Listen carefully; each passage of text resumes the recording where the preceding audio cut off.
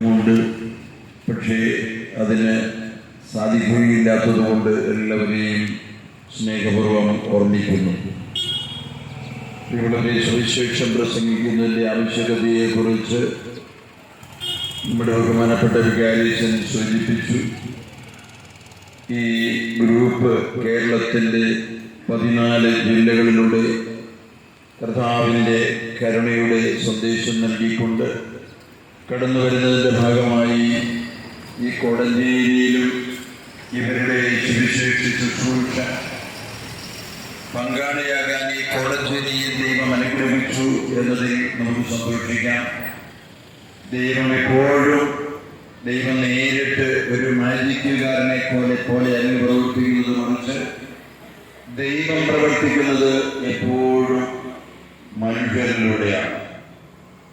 അതാണല്ലോ ദൈവം തനിക്ക് പിറക്കാനായിട്ട് പരിശുദ്ധ കന്യകയെ തെരഞ്ഞെടുത്തത്, അമലോത്ഭവയായി തെരഞ്ഞെടുത്തത്.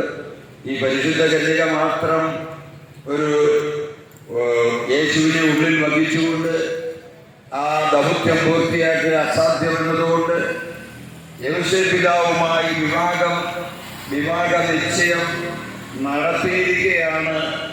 പരിശുദ്ധ കന്യക മാതാവിനോട് ദൈവദൂതൻ ഈ അഭ്യർത്ഥന നടത്തിയത്.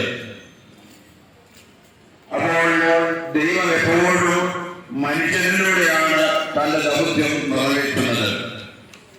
ഈ കോടതിയിലുള്ള എല്ലാ മനുഷ്യരെയും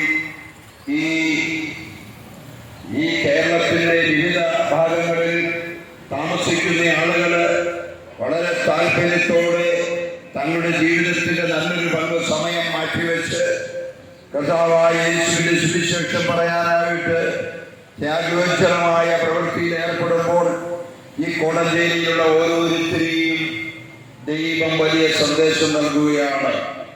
ഈ ദൗത്യം ഏറ്റെടുക്കാനായിട്ട് ഈ കോടഞ്ചേരിയിലെ ബഹുഭൂരിപക്ഷം വരുന്ന ആളുകളെ കർത്താവ് ക്ഷണിക്കുന്ന സമയം കൂടെയാണിത്. നമ്മുടെ എല്ലാവരുടെയും ഉത്തരവാദിത്തമാണ് ഈ സുവിശേഷം നാനാജാതി മതസ്ഥരുടെ മുമ്പിൽ, ലോകത്തിന്റെ മുമ്പിൽ പ്രഘോഷിക്കുക എന്നുള്ളത്.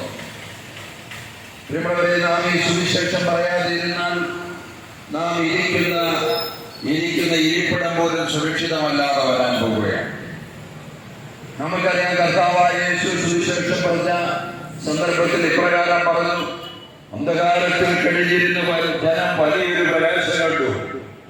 ഈ പ്രകാശമാണ് സുവിശേഷം.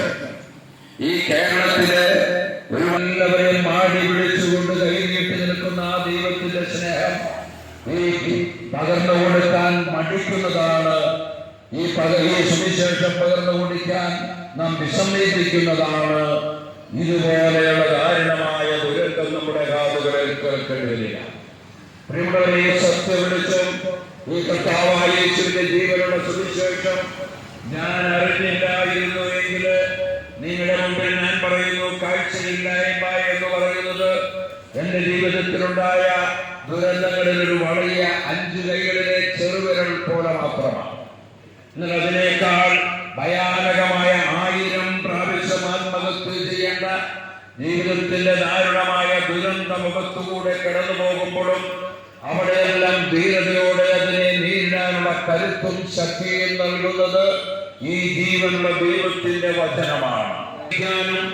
എല്ലാവരെയും മാമോദീസ വഴി കർത്താവ് അധികാരപ്പെടുത്തിയിരിക്കുമ്പോൾ ആ ദൗത്യ നിർവഹണത്തിൽ നിന്ന് വീഴ്ച വരുത്തിക്കൊണ്ട് നാം നെയ്തുകൂട്ടും സമ്പത്തോ സമ്പാദ്യങ്ങളോ നമ്മുടെ മക്കളുടെ ഉന്നത നിലവാരമുള്ള വിദ്യാഭ്യാസമോ ഒന്നും ദൈവത്തിൽ എന്ന് പറയുന്നത് തലനും വെള്ളനും യേശുക്രിസ്തുവിന്റെ ജീവനുള്ള പ്രകാശമായ സുവിശേഷം മാത്രമേ ഇരുട്ടിന്റെ ശക്തികളെ കീഴടക്കാൻ കഴിയൂ. കേരളം നന്ദിയിലേക്ക് വരണമെങ്കിൽ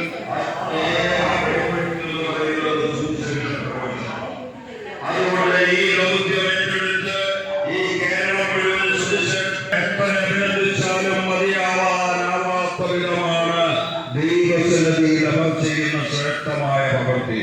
അതിനെ ഞാൻ അഭിനന്ദിക്കുന്നു. അത്യധികം ആഹ്ലാദത്തോടുകൂടി അവരുടെ പ്രവൃത്തികള് അനുഗ്രഹത്തിൽ അനുഗ്രഹത്തിലേക്ക് കൃപയും